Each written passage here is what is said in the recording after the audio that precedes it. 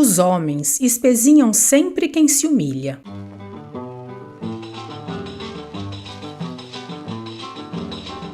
Olá, sejam muito bem-vindos ao canal Liberaudiolivro. Eu sou a Giovana e hoje vou ler o conto Os Cravos Brancos, da escritora portuguesa Maria O'Neill. Se quiser informações sobre a autora, clique no card que aparece no canto direito superior ou no link na descrição do vídeo. Dê um like se você gosta deste canal, comente, compartilhe e se inscreva. Se quiser contribuir, veja como na descrição do vídeo. Obrigada! Vamos à leitura.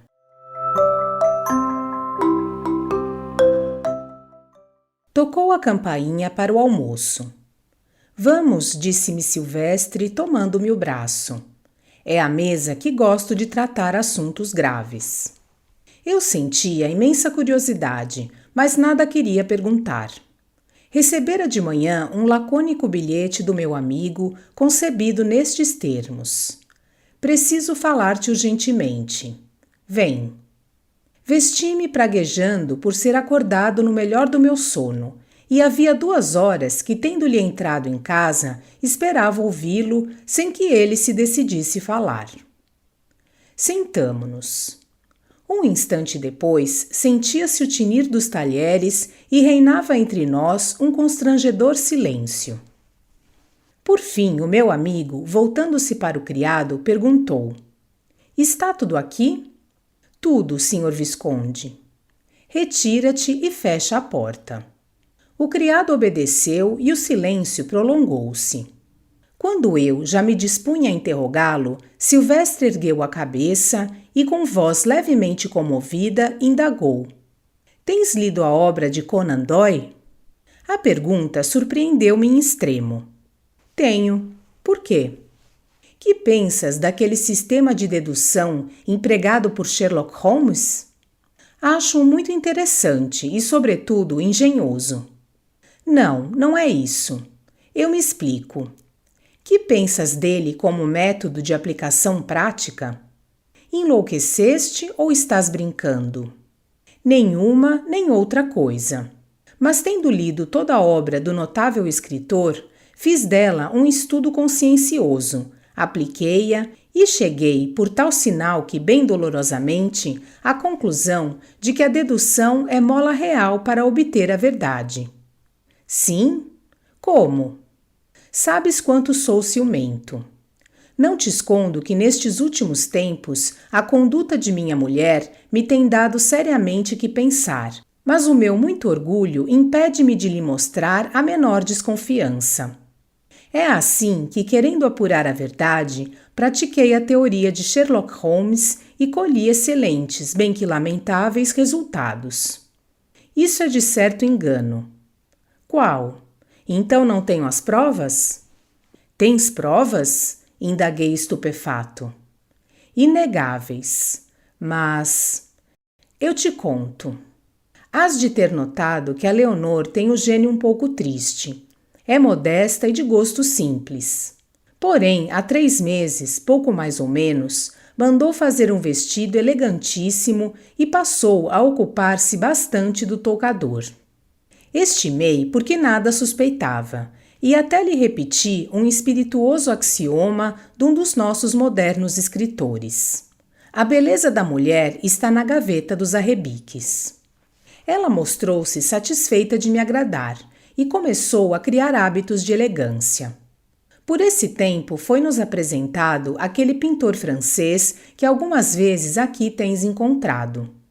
A Leonor não só pinta bem, como conhece a arte e critica tão judiciosamente que os melhores pintores gostam de ouvir as suas apreciações sobre as obras de Reni, Cizéry, Castagnola, Koenig e muitos outros que ela tem estudado conscienciosamente nas mais ligeiras minúcias. Não me admirei, portanto, que o pintor preferisse a qualquer outra a conversa de minha mulher. Uma noite, nos anos de minha sogra, em que recebemos em casa algumas pessoas amigas, notei no espelho a troca de um olhar e desde então começou o inferno para mim. Compreendi repentinamente a transformação de Leonor e... Uma leve pancada na porta da sala e a fresca voz da viscondessa cortaram a palavra ao marido, que, sobressaltado e contrariadíssimo, respondeu: Entra. Abriu-se a porta e no limiar apareceu a gentilíssima figura de Leonor, mais pálida que de costume. Se sou demais, retiro-me. Não, não, podes ficar.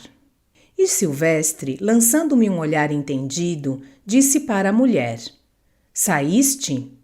Ela, admirada: Saí sim. E foste por Vale de Pereiro? Fui. Quem te disse? Ninguém. No entanto, não voltaste por lá. Também é verdade. Passaste no Loreto. Exato.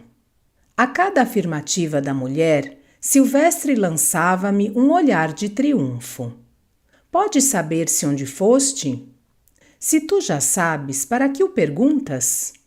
Foste abaixo a fazer compras, afirmou ele, irônico e nervoso. É certo. E tirando o lenço da algibeira, a viscondessa assoou-se. Silvestre tornou-se extremamente pálido e disse à mulher com voz tão alterada que ela se afligiu. Emprestas-me esse lenço? Não tenho aqui o meu. A viscondessa estendeu-lhe o lenço e indagou carinhosamente. Que tens? Sentes-te mal? Ele, com riso forçado. Nada, absolutamente nada. Ela então voltou-se para mim e disse-me num tom apreensivo: O Silvestre dá-me cuidado. Está com o gênio perfeitamente alterado e de um nervosismo extremo. Tão depressa o vejo lívido e lhe encontro as mãos geladas, como o noto afogueado e coberto de suores. O Pedro devia convencê-lo a consultar os médicos. Tenho-lhe pedido muita vez, mas não faz caso do que eu digo. Está bem, cala-te, intimou ele com azedume. As lágrimas assomaram aos olhos da viscondessa, que, para as ocultar, saiu da sala. Então Silvestre levantou-se, fechou de novo a porta e, tornando a sentar-se, murmurou em tom doloroso, lançando-me um olhar febril. Notaste? O quê? Que não me enganei em nenhuma das minhas afirmações? Ora a Deus, acaso? Não, senhor, dedução. A Leonor está de roupão, mas de botas, e botas com lama, sinal de que saiu e foi por Vale de Pereiro. O dia está ótimo e as ruas enxutas, mas naquele sítio o terreno foi revolvido por causa das obras, e a água que caiu a noite passada tornou-o lamacento. Ora, o pintor mora na rotunda. Voltou pelo Loreto porque traz no peito um ramo de minhoretes, que só na Rua Nova do Carmo se vendem. E por último concluiu mostrando-me a ponta do lenço que a mulher lhe emprestara. Vê. HD. Isso que tem? São as iniciais dele, Hervé Duquesne. Mas vocês estão zangados? Por que não comem juntos? Porque Leonor, sob um pretexto fútil, almoça sempre no quarto. E ao jantar? Nunca falta, mas como ia dizendo, tenho-a espreitado. A Leonor sai todas as manhãs e oculta-mo. Habituada a contar-me tudo, não sabe mentir. Cai em contradições. Enfim, a situação é insustentável e resolvi pôr-lhe cobro. Pensa bem no que vais fazer. Tudo quanto há de simples. Sabes que resolvi abrir banca de advogado? Que queres? Desde que li o Conan Doyle, apaixonei-me de novo pela minha carreira e anseio por entrar em ação. Tenho a certeza de que nada escapará à minha investigação. Vou às ilhas e se aquilo por lá me agradar... Mas não estavas melhor aqui? Talvez, talvez. Pensarei nisso. Por agora convém-me partir, e é esta a razão que dou. Não o faço, porém, sem me despedir de minha mãe, que chega dos Pirineus no dia 28. Tenho, portanto, diante de mim 15 dias para pôr a limpo um caso que já não oferece a menor dúvida. Há pouco afirmaste ter provas. Notei como se o apanhasse em contradição. Eu te digo, Holmes empregava como agentes, em casos graves, garotos com pouco mais de uma dúzia de anos. Chamei, pois, um pequeno que me pareceu atilado e fi-lo seguir a viscondessa. Ela entrou em casa do pintor. Nessa tarde perguntei-lhe onde fora. Corou, hesitou e, beijando-me na testa, respondeu com embaraço não isento de malícia. À missa. Fiquei como pregado na cadeira. Não ignoras as minhas relações com Beatriz. É à missa que ela diz ir quando me vem encontrar. Imagina o golpe que sofri. Meu caro, na vida é assim. Olho por olho e dente por dente. Compreendo o padecimento do teu orgulho, mas quanto ao coração, a julgar pelo que contas, deve ter ficado incólume. Enganas-te. Eu adoro minha mulher. Agora? Indaguei com incredulidade, a que não era estranho uma ligeira zombaria. Sempre. É um espírito superior, mas a um homem não basta espírito e virtude. É preciso alguma coisa a mais. A Beatriz, amo-a. Desejava minha mulher em Beatriz e Beatriz em minha mulher. Isso é muito complicado para poder ser entendido por um homem metódico nos afetos como eu sou. Por isso mesmo, adiante. Basta dizer-te que tomei quase ódio a Beatriz e estou resolvido a quebrar com ela.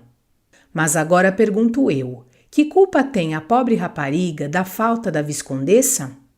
Se eu tivesse sido para Leonor o que devia, nada disto se tinha dado. Por quem faltei eu aos meus deveres? Oh, a lógica dos homens, exclamei indignado. Tu e só tu é que és culpado. Serei, não se discute. Tu desconheces insignificâncias sempre importantes em assuntos desta natureza. Mas voltando ao caso, resolvi para amanhã o grande passo, e como receio a impetuosidade do meu gênio, contei com a tua companhia e amizade. Fizeste bem. Estou ao teu dispor. Obrigado. Jantas comigo. À noite iremos a São Carlos e verás com os teus próprios olhos o jogo da viscondessa. Não é ele que se desmanda. É francês, não admira. Ela é ela. Mas não falemos mais do assunto. Despreocupemo-nos até quanto possível. Queres um cigarro? Obrigado. Pelo que vejo, destinas-me o papel do Dr. Watson? Não será uma imitação fiel demais? Watson não está sem um fim nos livros de Conan Doyle. Dir-te-ei mesmo que é um complemento de Holmes. Afaga-lhe e esperta-lhe o raciocínio, procedimento magnífico para obter um êxito singular. Está sem emprego. Se mediante a módica quantia, aqui hesitou, de uns 30.000 réis, quisesse servir-me de secretário particular, ser-me-ias de não vulgar utilidade. Não te parece disparatada a tua conduta? De modo nenhum. É até a mais racional possível, visto que se baseia em raciocínios. Neste caso, aceito. E com uma pontinha do gênio aventureiro que dorme no fundo de todo o coração português, eu lisonjeava-me de me sentir Watson, bem que mais desejasse ver-me Sherlock Holmes. Silvestre agradeceu-me comovido e, querendo mostrar-se à altura da situação de um detetive perfeito, lançou mão da guitarra e, depois de uns prelúdios, entoou: Deixe em teus lábios de fogo toda a minha alma queimar, porque se a vida é um jogo, perdê-la assim é ganhar. Na estreiteza de um abraço, nas ânsias de um beijo. O senhor não sai? Indagou da porta o criado. Sim, sim, respondeu Silvestre, atirando com a guitarra para cima de uma cadeira. Ponham o dog-cart. Durante o passeio, o Visconde mostrou-se despreocupado, mas na sua falsa e ruidosa alegria percebi que ocultava um vivo sofrimento. Impressionou-me sempre mais a dor que tenta vencer-se do que aquela que se entrega ao desespero. Procurei distraí-lo, mas no seu olhar febril no riso nervoso e forçado, desagradável ao ouvido como viola desafinada, na volubilidade e rapidez com que passava de um a outro assunto e até na vivacidade da réplica, tudo a uma demonstrava nele um poderoso esforço de reação.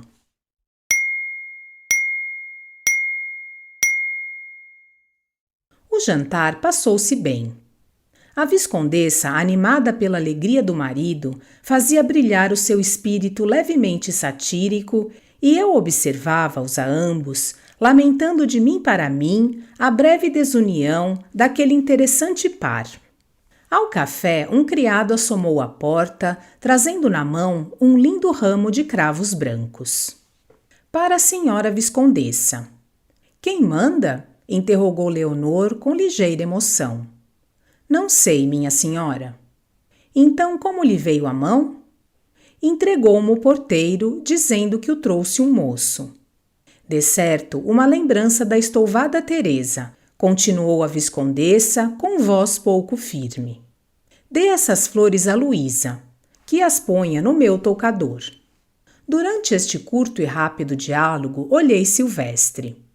O rosto tornara-se-lhe lívido, os lábios incolores e os músculos faciais agitavam-se-lhe. Tinha um aspecto feroz que a custo serenou. Voltando-se para a viscondessa, que insistia na estranheza que lhe causava o modo por que chegaram as flores, respondeu naturalmente. Estás ligando extrema importância a um fato insignificantíssimo e da mais fácil explicação. O homem tinha pressa e esqueceu-se de entregar a carta ou bilhete que trazia. Quando der por isso, voltará a reparar o erro. Leonor mostrou-se satisfeita com a opinião do marido e ausentou-se para cuidar do vestuário. Eu fui envergar a casaca e segui para São Carlos. A primeira coisa que notei foi o pintor, passeando no vestíbulo de um lado para o outro e tendo na lapela um cravo em tudo semelhante aos de Leonor. Mal tinha feito esta observação, senti passos atrás de mim e a voz cristalina da viscondessa que me dizia rindo. Foi pontual pela primeira vez na sua vida. Ofereci-lhe o braço e olhei rapidamente em volta. Já não vi o francês. Quando auxiliei Leonor a tirar a sua esplêndida capa, notei com pasmo que no seio e na cabeça se destacavam 2 lindos ramos de cravos brancos. Silvestre, surpreendido também, não pôde conter-se que lhe não dissesse com visível contrariedade. É de mau gosto e muito pouco senhorio usar flores de que se ignora a procedência. Leonor respondeu naturalmente. Talvez tenhas razão. Tens por certo. Mas não tinha outras. E pegando gentilmente no cabo do seu pesado binóculo de esmalte, começou observando a assistência e sorrindo ou acenando com a mão a uma ou outra amiga ou conhecida que, como ela, ornavam a sala. Fazia-o tão natural, tão despreocupadamente, que eu não sabia que pensar. Num dos intervalos, Duquesne veio ao camarote. Leonor recebeu-o amavelmente e, num momento em que Silvestre e eu discutíamos acaloradamente a voz do barítono, ouvi distintamente murmurar ao ouvido do pintor. Amanhã. Ele depois mostrou-lhe por um gesto o cravo que tinha na botoeira e murmurou. Quis que eu o trouxesse. Ela sorriu e assentiu por um gracioso movimento de cabeça. Então radicou-se-me completamente no espírito a ideia da culpabilidade de Leonor, e notei que nada há mais imprudente do que o amor, quando verdadeiro. Beatriz, a doce e simpática amante de Silvestre, num camarote do lado oposto, desolada por não lhe merecer um olhar, não desfitava os olhos dele sem se lembrar ou importar com o que cada um poderia dizer. A sua angústia era visível. Leonor, a 2 passos do marido, lançava um olhar de entendimento ao pintor e murmurava-lhe ao ouvido um amanhã que se me afigurava cheio de promessas. Chegara a casa e, tirando o sobretudo, ainda mal tinha tido tempo para coordenar os acontecimentos do dia, quando Silvestre me entrou no quarto e, atirando consigo sobre o divã, exclamou: "Então viste?" Acenei afirmativamente, não sabendo até que ponto ele levara a sua investigação. "Tudo, tudo?" insistiu ele. "Creio que sim." "Isto também?"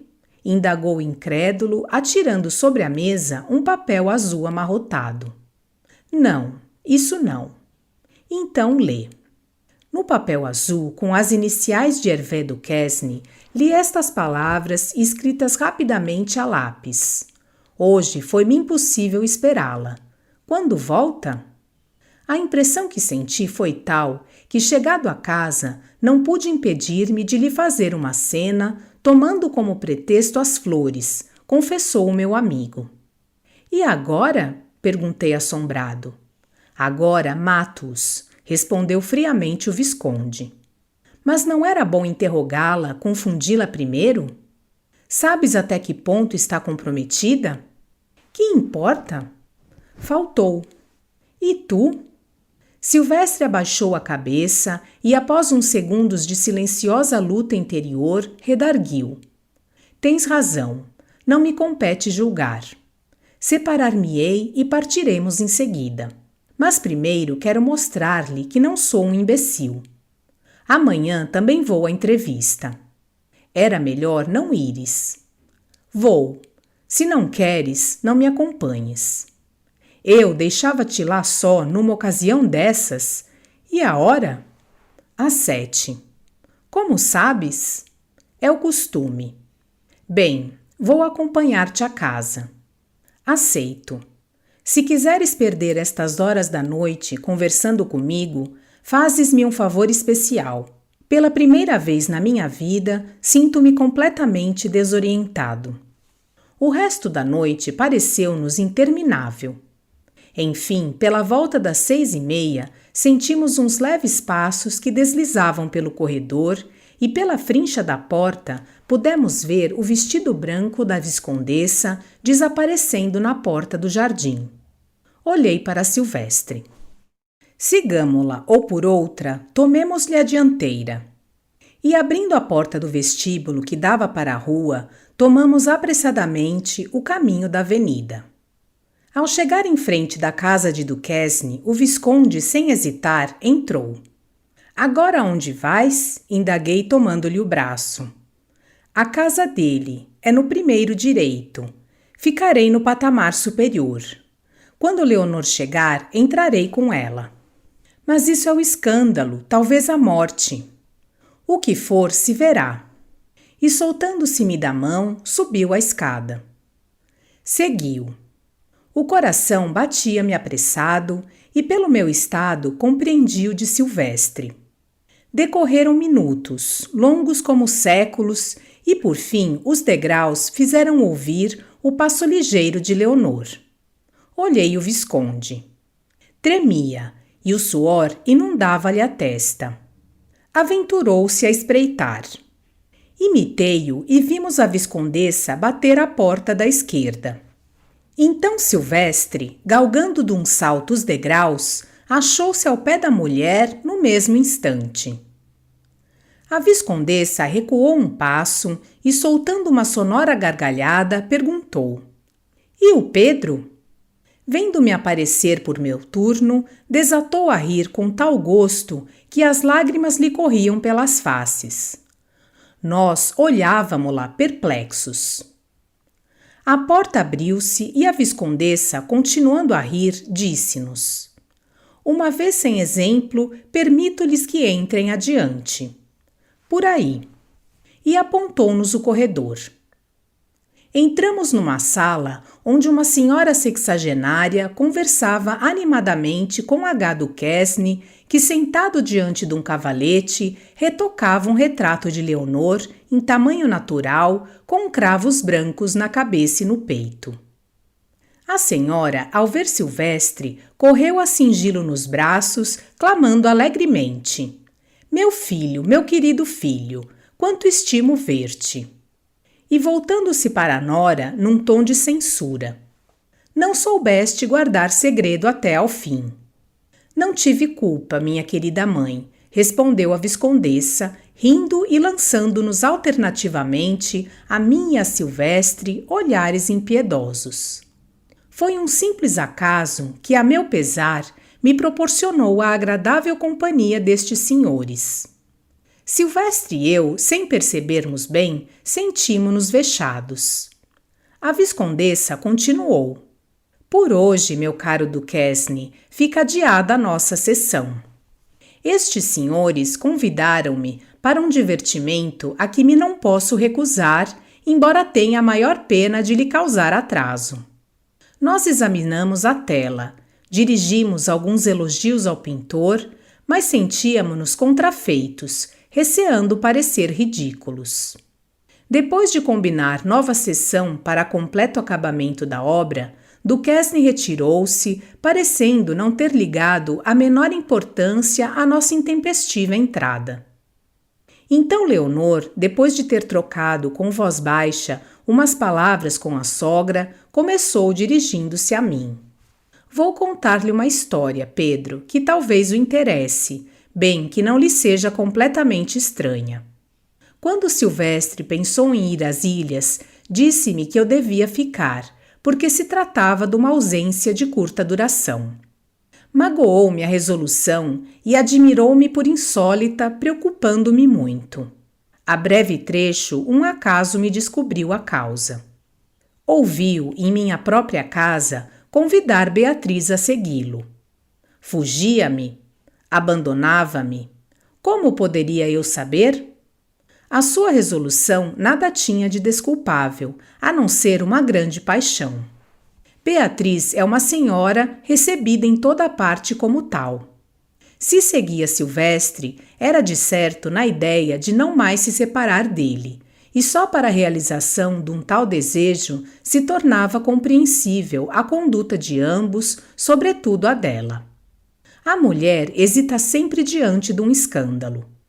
Se eu chorasse e lhe pedisse que desistisse do seu intento, não obteria nada. Os homens espezinham sempre quem se humilha. Decidi, pois, servir-me das suas novas teorias de investigação e escrevi à minha sogra pedindo-lhe auxílio. Voltando-se ao marido, continuou. Não querendo deprimir-te na opinião de Duquesne, o que, aliás, bem merecias, distribuí-lhe o papel, deixando-o na ignorância de tudo. Ajustei o meu retrato, feito a ocultas, para te presentear no dia da tua partida. Agora, perguntou a mãe de Silvestre sorrindo, quem preferes tu levar, a cópia ou o original? Isso nem se pergunta, respondeu o Visconde, confundindo no mesmo abraço a mulher e a mãe. Uma palavra ainda. Como arranjaste esta casa?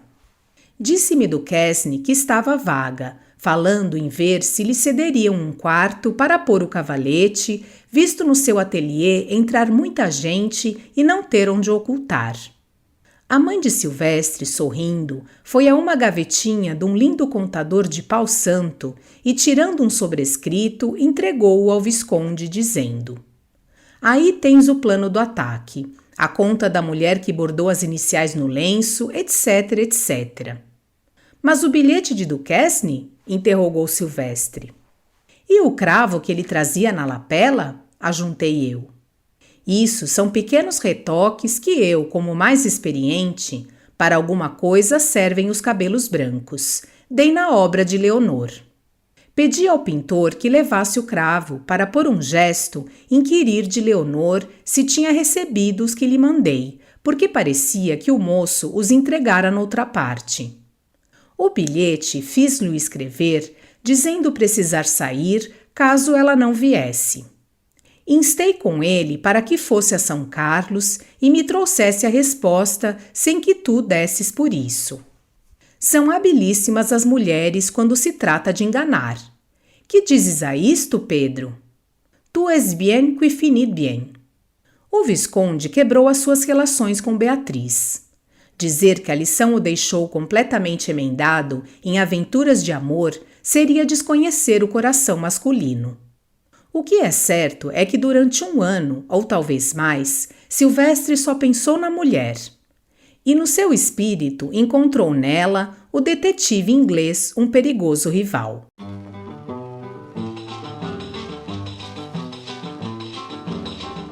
Desejo que tenham gostado do conto Os Cravos Brancos, da escritora portuguesa Maria O'Neill. Obrigada por sua companhia e até a próxima!